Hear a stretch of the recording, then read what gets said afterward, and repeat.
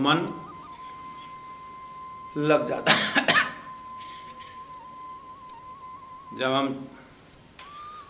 मैं जब स्कूल में पढ़ता था, छोटे से ही मतलब बाजार में, गांव से बाजार में आए, और मंदिर आश्रम तो अपना मंदिर आश्रम गुरु जी के जो आसपास, ये तो जब से होश तब से ही गुरु जी के आसपास तो हैं, लेकिन अपना एक धारा होता है ना स्कूल पढ़ने का जो होता है, तो विद्यार्थी का जीवन में जो अपना पढ़ाई है उसके अलावा जो दुनिया रहता है वो मंदिर गुरुजी यही था, उसके अलावा का दुनिया।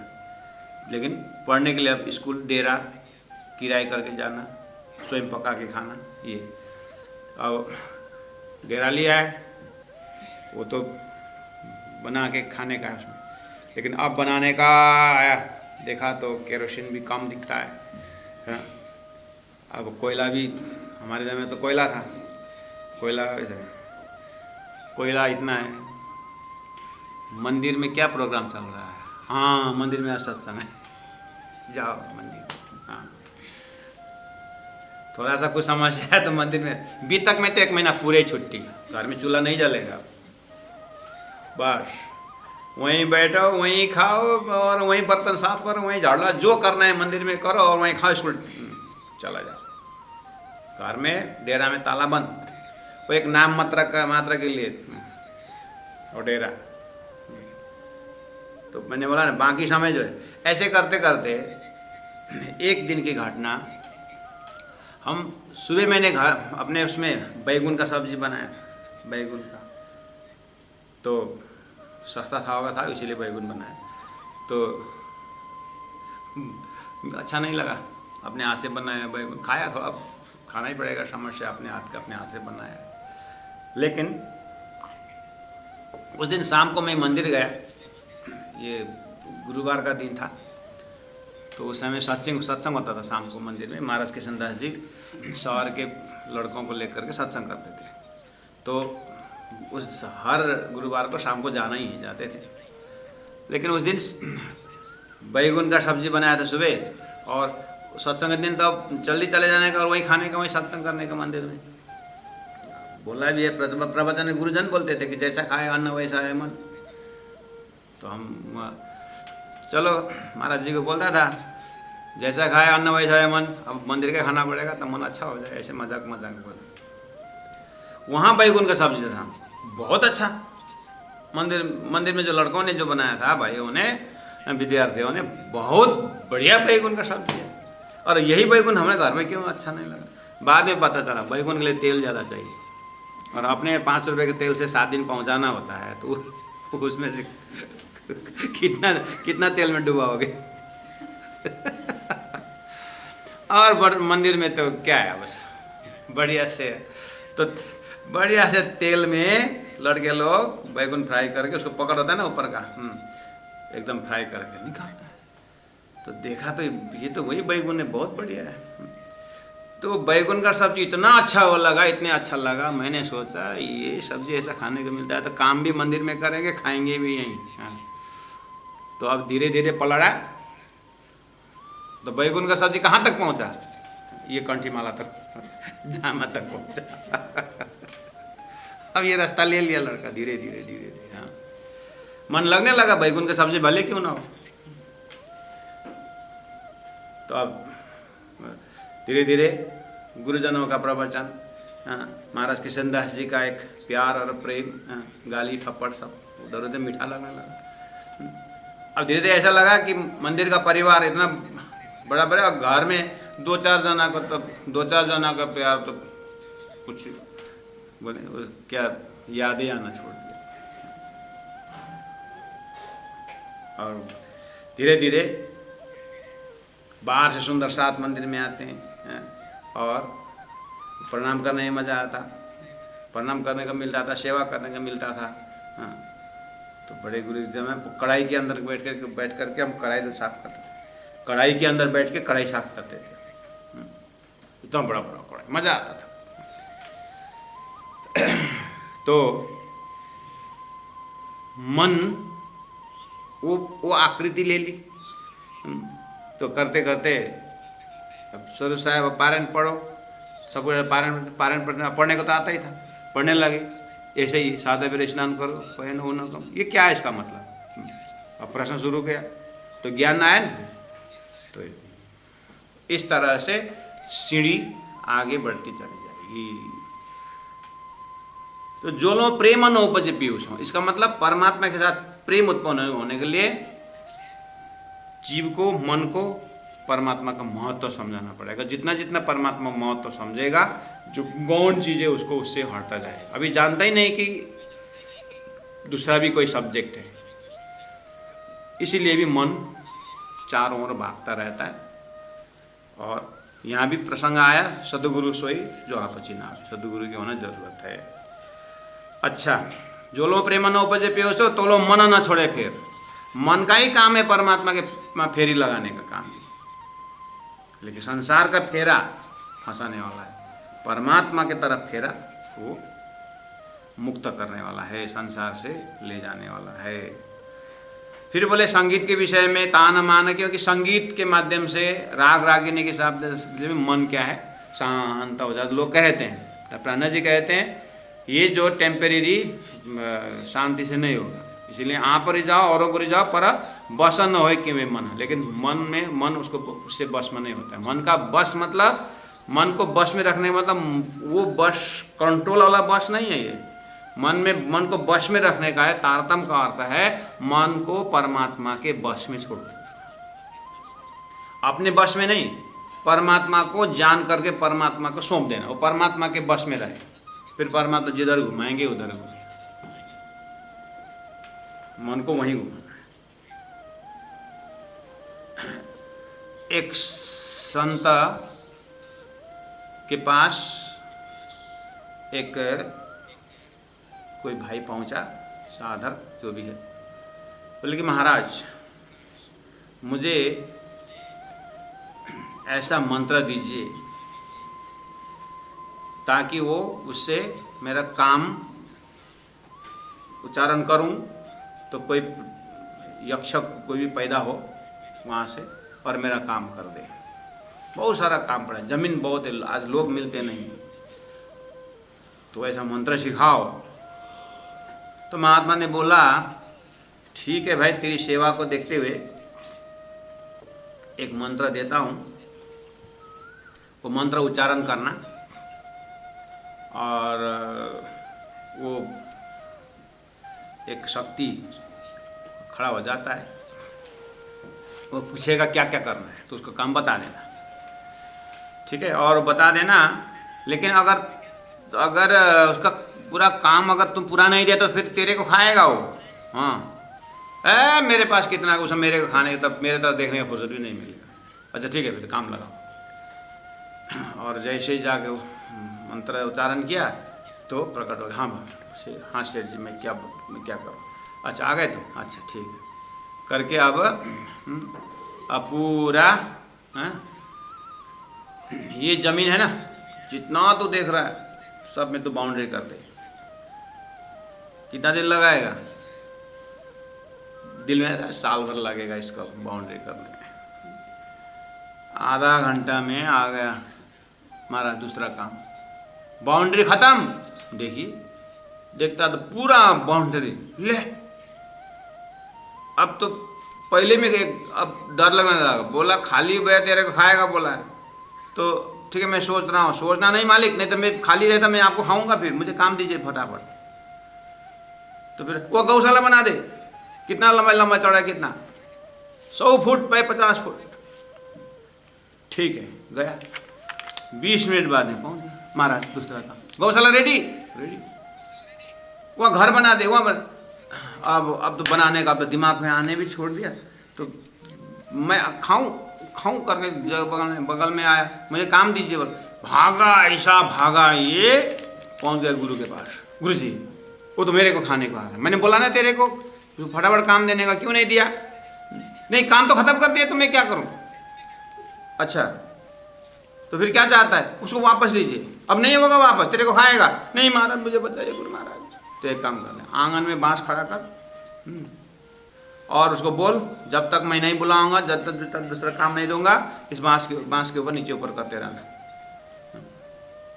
अच्छा महाराज, बांस उसी को बोला, बांस लगाया, अब नीचे ऊपर कर, जब तक मैं नहीं बुलाऊंगा तब तक नीचे ऊपर करते रहना।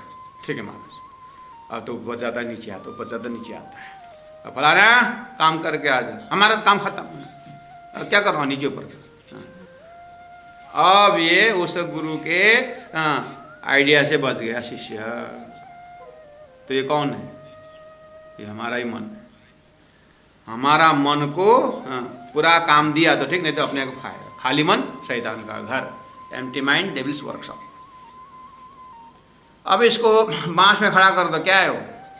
दो पाटन के बीच में एक ही किला है, इनके भरोसा जोर है, साबुत बचे सोए। एक ही किला है, परमात्मा का नाम। परमात्मा का नाम में इसको नीचे ऊपर करते रहा। अद्ध पार बेहद है, बेहद पर अक्षर, अक्षर पार होते हैं जागिए नगर। या में माँ विष्णु मन, मन थे त्रिगुण, ता थे तेरे सब उत्पन्न, नीचे ऊपर कराते रहे। ऐसे करते करते उसको परम धाम में स्वाद आने लगेगा।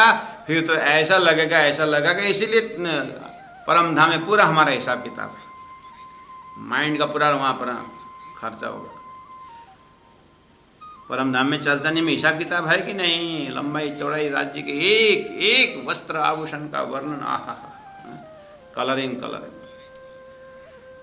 इतनी सुंदर व्याख्या है परम धाम की कि मन, हम यहाँ पर इस स्कूल में आप विचार करना, बहुत सारे सब्जेक्ट है हिस्ट्री में, स्कूल में। हिस्ट्री पढ़िए, इतिहास 50% माइंड होगा, 50% बाहर ही रहेगा। ज्योग्राफी पढ़िए, तो सभी सब्जेक्ट में मन पूरी तरह इन्वॉल्व नहीं होता है, वो कहीं भागता रहता है। लेकिन मैथमेटिक्स जब आता है, मैथमेटिक्स में देखना कि पूरा माइंड कंसंट्रेशन होता है, सबको टोटली वहीं पर खर्चा होता है। मैथमेटिक्स में इधर उधर, इसीलिए मैथ में फेल हो गया बोलते हैं लोग। हम गांव में काम कर रहे थे, जब खेत में काम करते थे, तो मेरे से बड़े दाजू लोग, मेरे भैया लोग, स्टूडेंट आपस में बात करते हैं, फलना को तो हिस्ट्री में तो 75 है, लेकिन उसे क्या करें, मैथमेटिक्स में फेल हो गया, वो हिसाब में फेल हो गया। ऐसे तो काम करने वाले ट्राइबल लोग जो होते थे, वो ध्यान से सुनते थे। हमने पूछा, मामा क्यों, क्या देख रहे हैं, बहुत ध्यान से सुन रहे हैं? नहीं, ये समझ में नहीं आया लोग हिसाब में कैसे फेल होते हैं। जो स्कूल देखे नहीं वो लोग बोलते हिसाब में कैसे फेल होते हैं लोग। ये तुम्हारी बात सुनकर के हम आशय से हो रहे हैं, क्यों माँ हिसाब में कैसे फेल हुए? हम कल एक बोरी अदरक लेके गए हैं, और हमने बराबर हिसाब लिया, और बराबर सामान खरीद के हम जैसा जितना पैसा हिसाब है तो उसका सारा हिसाब हमारे पास है। हम कभी हिसाब में फेल होते नहीं, तुम लोग कैसे हिसाब में फेल होते हो? तो उनको हिसाब, तो मैथ जो है कठिन भी है, और मैथ जब पढ़ते हैं अपने स्कूल में, आप ध्यान देना, आपने ध्यान नहीं दे होंगे क्योंकि सब पढ़ के तो आप निकल गए, लेकिन मैथमेटिक्स की जब बात आती है तो ध्यान देना। मैथमेटिक्स में फिर रिवाइज करिए, स्टूडेंट लाइफ में जाइए वापस, जब मैथ में बैठे तो मैथ में पूरी तरह दिमाग लगता है। इसीलिए परम धाम में पूरा मैथमेटिकल चर्चनी रखा हुआ है, पूरा ध्यान है। खंबा की ना, खंबा 28 स्तंभ के चौक में कितने पिलर हैं?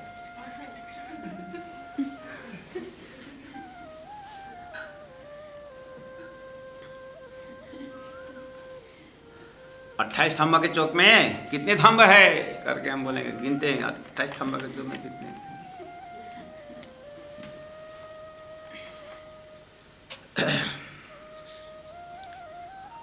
तो पूरा परमधाम के 50 करोड़ जन लंबाई का हिसाब किताब, एक एक कोश कोश लेकर के एक मंदिर मंदिर तक हिसाब किताब। तो मन वहां पर लग जाए। तो एक महात्मा जी बोलते थे, वो एक मंदिर बन रहा था, वो मंदिर के जो महाराज थे वो चर्च में एक्सपर्ट थे। तो दूसरे महाराज आकर के मंदिर में इधर देखा होगा, चर्च नहीं पढ़ा रहे थे, तो दूसरा महाराज आकर सब मंदिर देखा, मंदिर बन रहा था या बन कर जस्ट पूरा होने वाला था। तो ऐसा देखा, ओ महाराज आप तो परम धाम के पिलर गिनते गिनते मंदिर का पिलर तो टेढ़ा कर दिया। बोले परम धाम का पिलर तो सीधा सीधा रखे और मंदिर का तो टेढ़ा हो गया, तो फिर खम्बा तो टेढ़ा है तो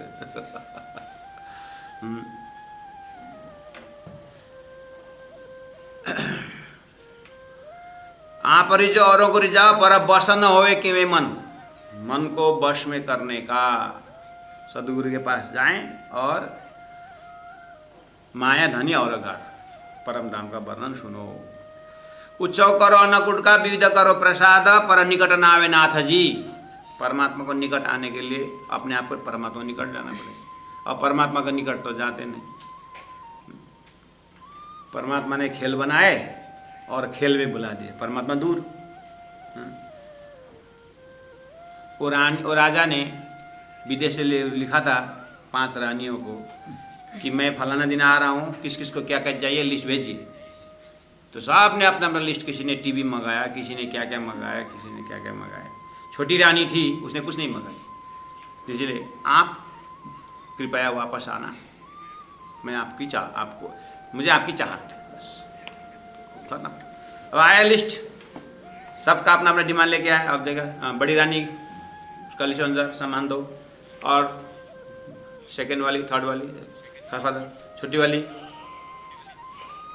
उसने तो मुझे मांगी, तो बाकी जो सामान बचा सब लेके वो छोटी रानी की चले। तो निकट न आया नाथ जी।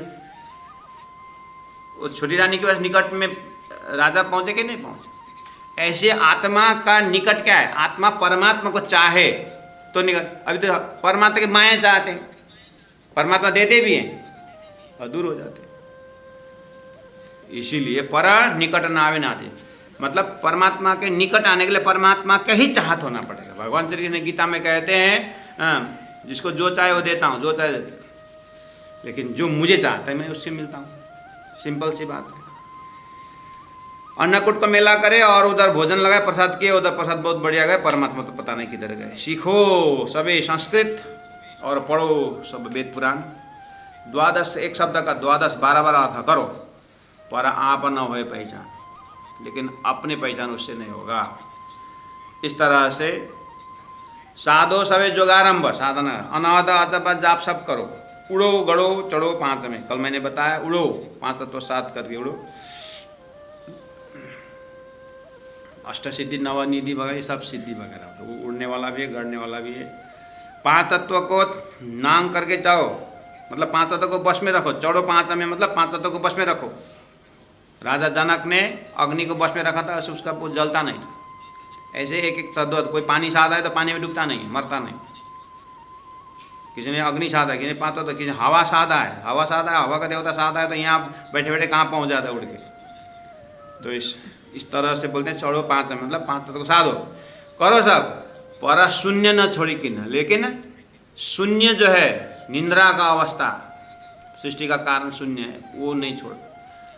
उसको नाम करके सृष्टि शून्य है, शून्य से बना हुआ। अर्थात सपना किससे बना हुआ, सपना का निंद्रा नींद है कि नहीं, शून्य है कि नहीं, उस हिसाब का शून्य लेना। शून्य मतलब नथिंगनेस नहीं, नथिंग चीज तो है ही नहीं।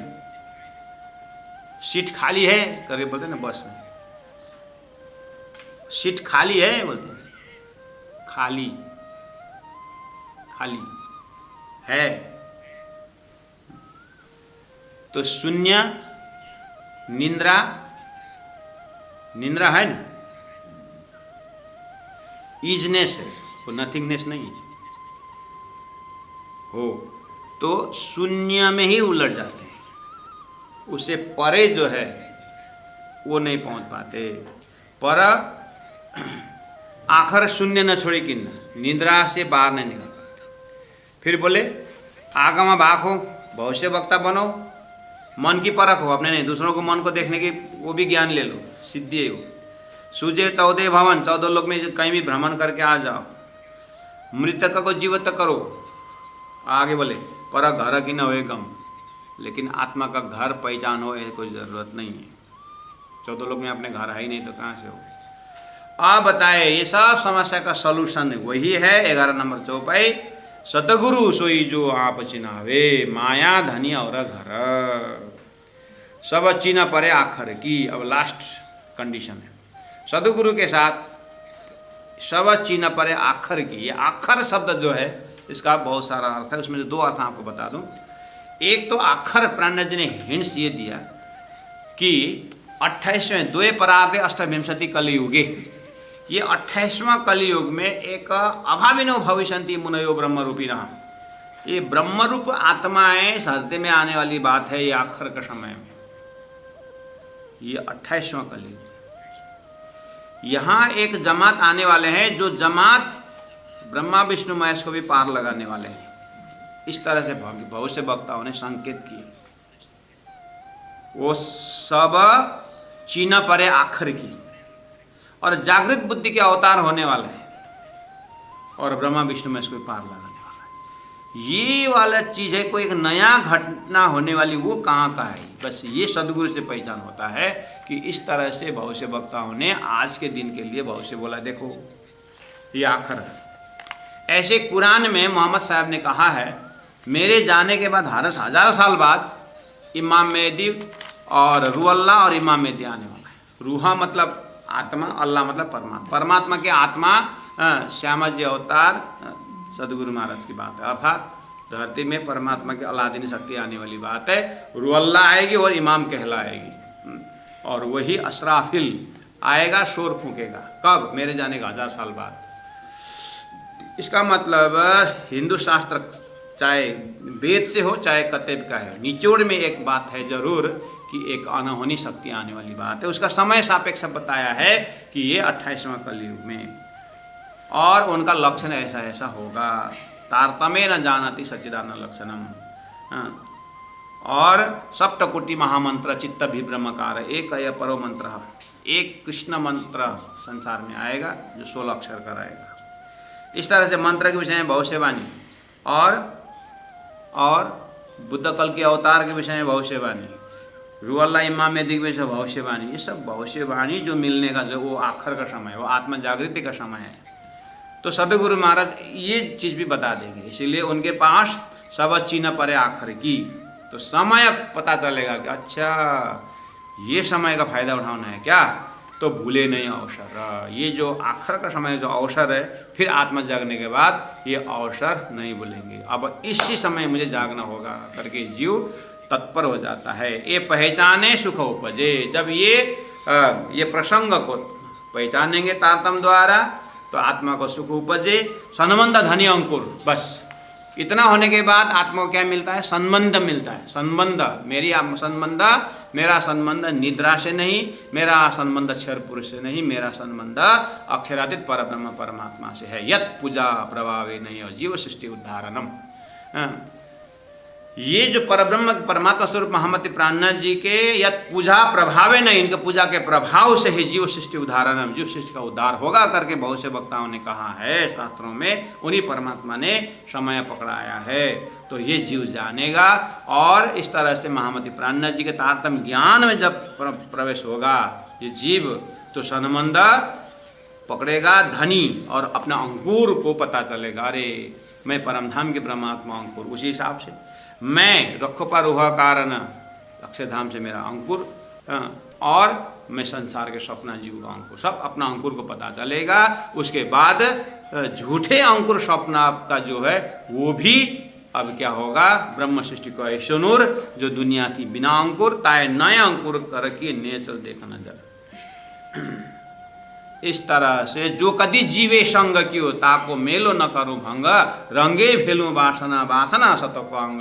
परम धाम की सच्चा वासना का रंग जीव में भी चढ़ेगा और जीव अब ये है सत्संग का फल करके पहले से शास्त्र में बोलता था। अब ये ब्रह्म सृष्टि का सत्संग करेगा तो जीव भी अब ब्रह्म सृष्टि का रंग लेकर के अब रंग चढ़ेगा। धनी संबंध धनी अंकुर। आगे महामती सो गुरु कीजिए जो यूं बरसावे नूरा।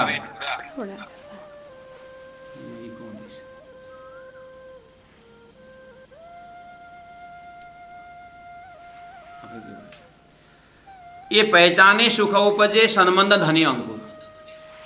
इस तरह से सदगुरु का पहचान होगा और आखिर समय का पहचान होगा तो हमें देश काल परिस्थिति का पता चल जाएगा, तब परमात्मा का सच्चा संबंध का ज्ञान आ जाएगा और परमात्मा रूपी धनी पता चलेंगे और आप अपनों अंकुर का पता चलेगा, क्योंकि 3 दर्जा का अंकुर है 3 प्रकार के सृष्टि के विषय में। तो महामति सो गुरु कीजिए, महामति कहते हैं ऐसे गुरु करेंगे जो यूं बरसावे नूर। इस तरह से परम धाम का ज्ञान और शाश्वत ज्ञान का नूर प्रकाश फैलाएंगे सदगुरु। ऐसे सदगुरु को संगत करो हे वैष्णव, हे दुनिया। इस तरह से प्राणनाथ जी ने 7 प्रकरण से, तो मैंने शुरू में भूमिका बांधा था सुंदर साथ जी, तो वो प्रकरण हो मेरी वासना तुम चलो गम के पार करके 7 नंबर प्रकरण पूरा हुआ था। अब पार सुख क्यों प्रकाशिए है अपनो विलास, महामत मनसा मिट गई सब सुपन केरी आश करके हरिद्वार चिंतामणि के विषय में ठट्टानगर का प्रसंग था। हो मेरी वासना, चिंतामणि का वासना को परमधाम का जैसे संकेत हुआ, तो उनको ज्ञान देते समय आत्मा का लक्ष्य प्रकरण नंबर 7 में बैठा है। अब प्राणनाथ जी फिर जब ठट्टानगर से फिर मस्कत बंदरगाह अब्बासी बंदर होते हैं, नलिया आते हैं, नलिया से फिर प्राणनाथ जी सूरत आते हैं, सूरत में आकर के 1729 में 17 महीना रहते हैं। तो वहाँ पर वेदांती लोग भी आए और ज्ञानी और भक्त सब आए। तो वहाँ पर गोविंद व्यास जो वल्लभ संप्रदाय के प्रकांड विद्वान थे और श्रीमद् भागवत के अच्छे कथाकार थे, तो कथाकार अब ज्ञानी से ज्ञानी मिले, ज्ञान का लुटालुट, तो उनके माध्यम से फिर ये थोड़ा बाहर निकल गए प्राणनाथ जी। उन्होंने अन्नकूट का मेला ऐसा कुछ कर रहे थे, तो वहाँ देखा वल्लभ संप्रदायों का इतना ऊंचा कोटि का जो ज्ञान था, इन्होंने तो नरक का व्यवहार करने लगे। उसकी बहाने बोलते बोलते सारा ज्ञान उतर गया। तो हमने इस क्लास के माध्यम से और वही इलम परंपरा के माध्यम से जो जोश में निकलता था, प्राणनाथ जी फिर होश में वो चर्चा करते थे, उसी चौपाई को और आटी कुटी खोलते थे। तो उस समय से ये फिर चौपाई इस तरह देखने का जो परंपरा है, जानने का समझने का, उसको बोलते इलम परंपरा। उसी परंपरा में आते आते हमने ये भी देखा कि ये अच्छा रास्ता अपने गुरु का ज्ञान को ज्ञान के रास्ता में न जा करके राम तेरी गंगा मैली हो गई, तो अपना जो मूल धरोहर जो सिद्धांत है उसको अदला बदला करके चलने वालों के प्राणनाथ जी कितने नाराज हो गए। तो इसे ये भी शिक्षा हमें मिली कि उनकी दी हुई वाणी को अगर हम अदला बदला करें, उनकी दी हुई वाणी के आधार पर हमने कुछ ढांचा में अपने जीवन को नहीं ले गए, तो प्राणनाथ जी हमारे से जरूर नाराज होंगे।